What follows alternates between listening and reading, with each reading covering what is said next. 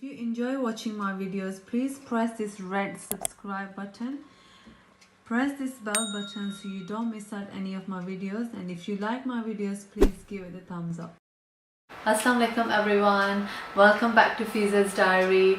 I hope you guys doing well. Today I'm going to share with you guys a Spanish baguette recipe.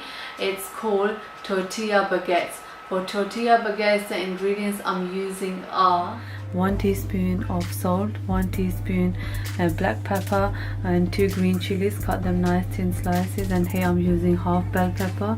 If you want, you can add more bell peppers, and 2 tomatoes, some cooking oil, 2 freshly baked baguettes, 4 eggs, and here I got 2 potatoes. I chopped them in nice small pieces.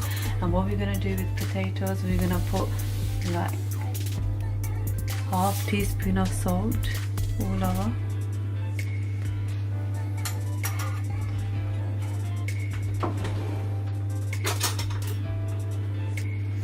I'm gonna mix it.